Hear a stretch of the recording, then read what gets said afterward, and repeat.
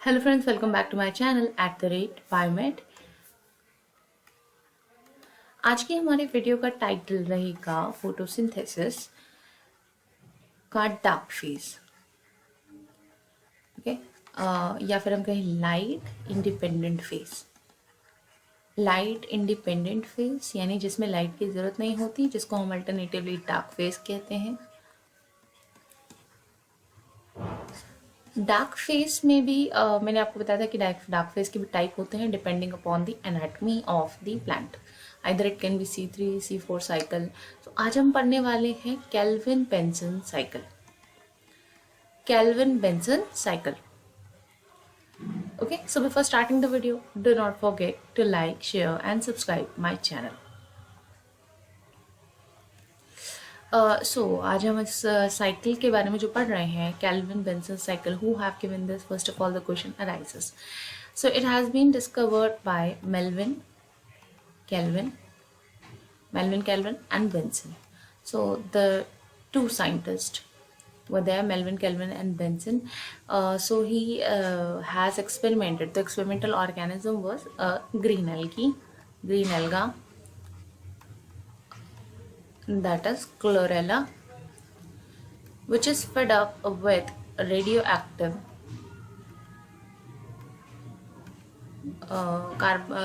carbon-14 isotope, and it was discovered कि वो photosynthesis के लिए ये वाला मोड यानी C3 साइकिल जो है वो फॉलो कर रहा है।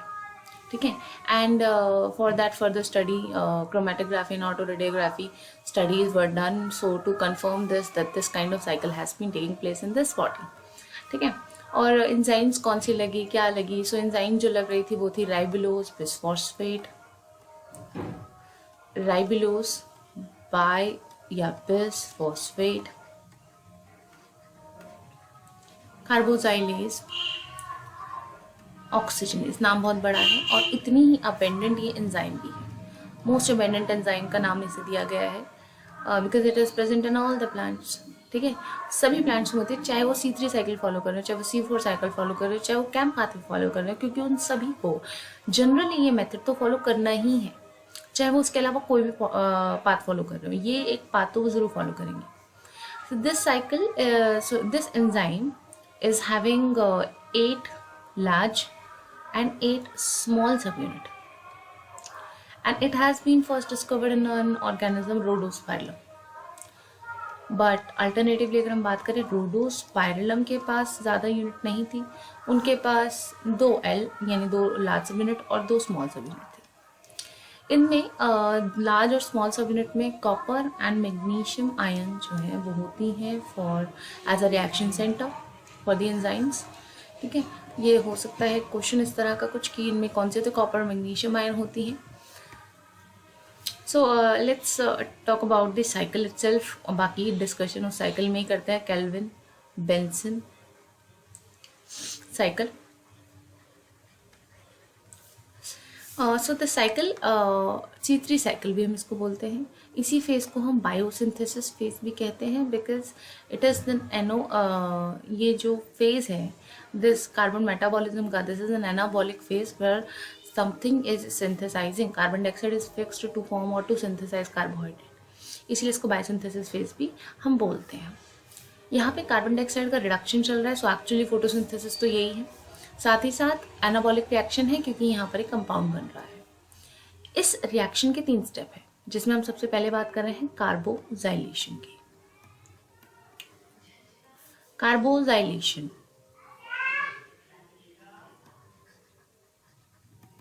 ओके, सो कार्बोजाइलेशन फेज क्या है?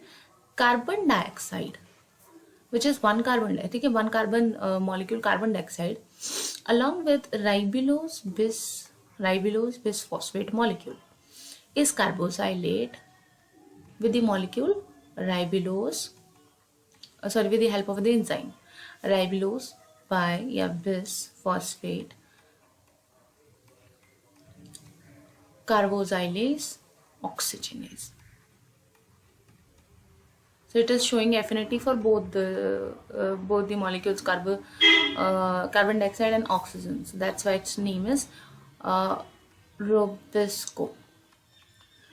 and it is forming the 3 carbon product 3 phosphoglyceraldehyde 3 phosphoglycerate भी लिख सकते हैं इसको, और ग्लिसरेल्डिहाइड भी लिख सकते हैं, अल्टरनेटिवली कुछ भी हो सकता है।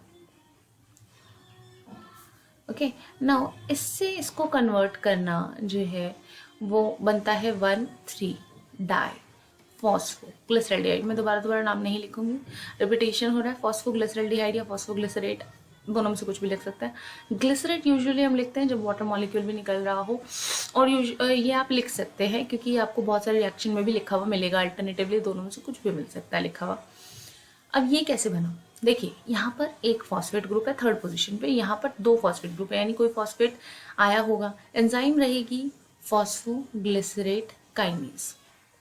काइनेज एंजाइम फॉस्फेट ऐड करती है किसी मॉलिक्यूल से लेके किसी और मॉलिक्यूल में। अब किस मॉलिक्यूल से लिया होगा, so it's ATP,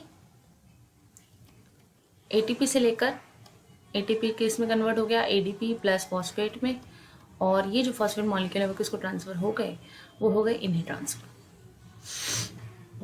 then they will form phosphoglyceraldehyde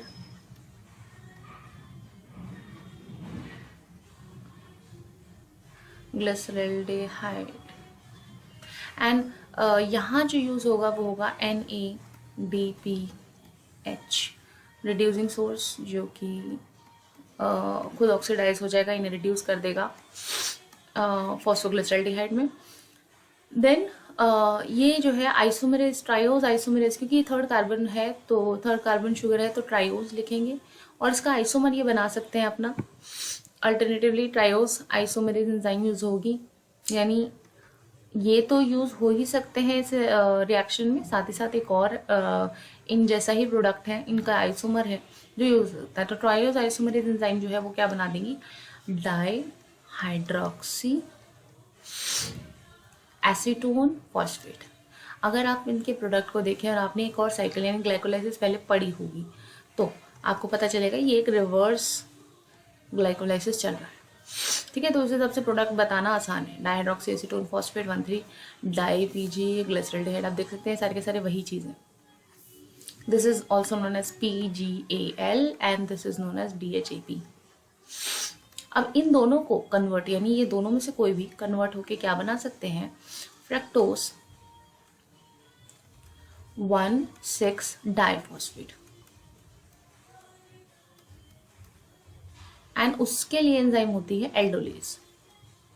ये दोनों मिलके क्या बनाते हैं, क्योंकि ये दोनों 3 कार्बन है, this is also 3 carbon, this is also 3 carbon, मिलके बनाएंगे 6 कार्बन शुगर, फ्रक्टोज 1,6 डाइफॉस्फेट।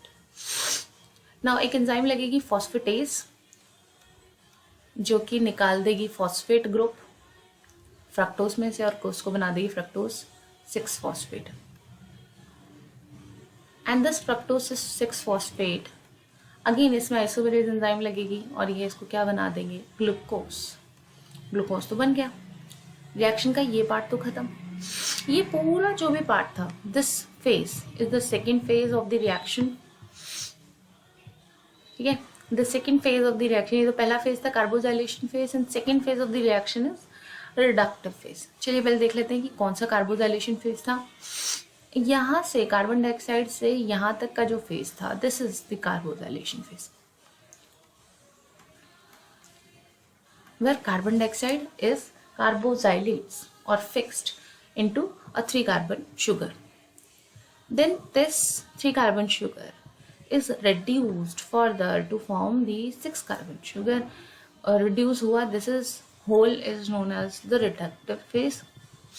और हम इसको बोल सकते हैं ये रिडक्टिव फेज है पूरा का पूरा, वैसे तो रिड्यूसिव फेज है, इसे हम कहेंगे रिडक्टिव फेज, ठीक है। वैसे रिडक्टिव फेज आपका यहाँ फॉस्फोग्लिसरल्डिहाइड तक ही रहता है, हम यहाँ पे इसको थर्ड फेज में डाल देते हैं, दैट इज रीजनरेटिव फेज। अब जो भी होगा वो होगा थर्ड फेज में, that is regenerative phase.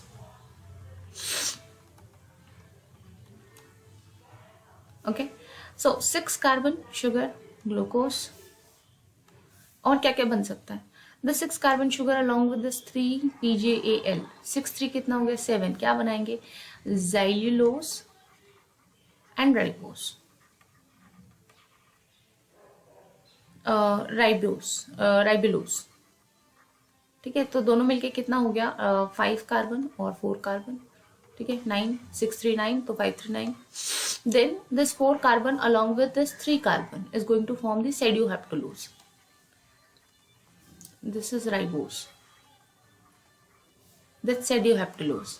Pseudohaptulose, अब ये कितना है 7 कार्बन, देखिए this is 4 this is 3, mix होके pseudohaptulose, राइट। अब this is 7 and we can have the 3 carbon sugar, pseudohaptulose 3 carbon sugar के साथ 7 3 कितना हो गया 10, तो एक 10 कार्बन शुगर बन सकती है। Now this 10 carbon sugar can be, ये 7 और 3 मिलके क्या बन जाएगा 10 carbon sugar, this 10 carbon sugar can be xylulose, ribulose कुछ भी बन सकते हैं, राइबुलोज और राइबोस भी बन सकते हैं, राइबुलोज और राइबोस। अब हमें यही चाहिए था राइबोस, राइट, बट राइबोस से हमें ये प्रोडक्ट दोबारा चाहिए, क्या चाहिए, राइबुलोज बिसफॉस्फेट, राइट। इसके लिए एक ATP और लगेगा, ये ATP ट्रांसफर करेगा राइबुलोज को एक फॉस्फेट और खुद पर क्या बन जाएगा, रिड्यूस हो जाएगा forming the ADP plus phosphate, ठीक है। This whole is known as regenerative phase. और आप कैसे काउंट करेंगे कौन सा कब बनेगा, देखिए जब 6 कार्बन शुगर बन गया तो 6 के साथ 3 मिलेगा फॉस्फोग्लिसरॉल्डिहाइड, 6 3 9, तो 5 4 9, 3 9 कार्बन प्रोडक्ट्स बनेंगे। देन 4 ज़ाइलुलोज बन गया, 3 कार्बन के साथ मिलके 7 कार्बन बनाएगा, ये 7 फिर 3 के साथ मिलेगा 10 कार्बन बनाएगा, this is 5 carbon, this is 5 carbon, आपका राइबुलोज बन गया। राइबुलोज जो है फॉस्फेट ऐड होके क्या बना देगा, ribulose bis phosphate, okay. So this is the whole. अगर हम इस पेज को थोड़ा सा छोटा कर सकें, लॉन्ग कर देते हैं ताकि आपको थोड़ा सा समझ आइए कि एक्चुअली चल क्या रहा है, अ होल साइकिल, या हियर वी आर, ठीक है। सो यहाँ पे ये चीज़ें आपको दिख रही हैं, ये हमारा एक साइकिल बना, केल्विन बेंसन साइकिल। चलिए दूसरा पेन यूज़ करते हैं ताकि हम और भी कुछ इसके अंदर जान सकें। कार्बोजाइलेशन फेज, रिडक्टिव फेज, और यहाँ से शुरू हो गया रीजनरेटिव फेज। ये सारा का सारा रीजनरेटिव फेज है और इसी ने सारा खिचड़ी हमारी इस पूरी साइकिल में बनाई है, ठीक है। अभी देखिए जब कार्बन डाइऑक्साइड था तो एक कार्बन मॉलिक्यूल था, एक कार्बन मॉलिक्यूल में हम देख सकते हैं ATP हमारा 2 बार यूज हो रहा है, यहाँ पर ये एक ATP है, ठीक है, एक ATP हमारा यहाँ भी लगा था और एक NADPH हमारा यहाँ भी लगा था। देखिए कार्बन डाइऑक्साइड को रिड्यूस करने के लिए कितने कार्बन ATP चाहिए, 6 ATP यहाँ पर और 6 NADPH यहाँ पर, 6 NADPH यहाँ पर और 3 ATP यहाँ पे, और कितने कार्बन डाइऑक्साइड 3। अगर 3 कार्बन डाइऑक्साइड हो तो उसके लिए 6 3 9 ATP और 6 NADPH, लेकिन हमारे को 6 कार्बन मॉलिक्यूल बनाना है तो एग्जैक्टली कितने कार्बन होना चाहिए, 6, तो यानी डबल, तो यानी 6 3 9, 9 का डबल 18 और 6 यानी 12। तो actually let's insert a page and do the summation कि हमें कितने फोटोसिंथेसिस की रिएक्शन क्या, एक्चुअली फोटोसिंथेसिस की रिएक्शन रहेगी क्या, ठीक है। व्हाट इज फोटोसिंथेसिस की रिएक्शन, हम जनरली लिखते क्या है, हम लिखते हैं कि 6 कार्बन डाइऑक्साइड चाहिए हमें प्लस 6 वाटर मॉलिक्यूल चाहिए, स्पेस छोड़ते हैं, उसके क्या बनेगा, कार्बन डाइऑक्साइड से ग्लूकोज बनेगा 6 कार्बन, साथ ही साथ जो है 6 ऑक्सीजन मॉलिक्यूल इवॉल्व होंगे, ठीक है। अब क्या यूज होगा यहाँ पर, 6 कार्बन डाइऑक्साइड यानी 3 कार्बन डाइऑक्साइड के लिए कितने ATP चाहिए थे हमें, 3 के लिए चाहिए थे टोटल, 2 जगह पे ATP लग रहे थे, एक जगह 6 एक जगह 3, तो 9 ATP चाहिए थे, प्लस साथ ही साथ कितने हमें NADPH चाहिए थे, 6 चाहिए थे। दिस इज रिएक्टेंट साइड, लेकिन 3 के लिए चाहिए थे, अब 6 के लिए चाहिए तो कितने होंगे 18 ATP और 12 NADPH, ठीक है। बहुत ही इंपॉर्टेंट रिएक्शन, तो ये आपका एक्चुअली रिएक्टेंट है, ठीक है। डार्क रिएक्शन से हमें 18 ATP और 12 NADPH चाहिए जो कि ग्लूकोज बना सके एक मॉलिक्यूल। अब इसके साथ क्या रिलीज करेंगे, वो उसके साथ रिलीज करेंगे 18 ADP molecule plus 18 phosphate groups, plus 18 proton, right? This how many the reaction, and this how many molecules are required to form the actual photosynthesis for forming the 6 carbon sugar. Okay, so that's the dark phase of the reaction. One type of reaction हमने पढ़ी है Kelvin Benson cycle, that's all. और इसके बाद हम पढ़ेंगे Hatch-Slack pathway next video में. Thank you.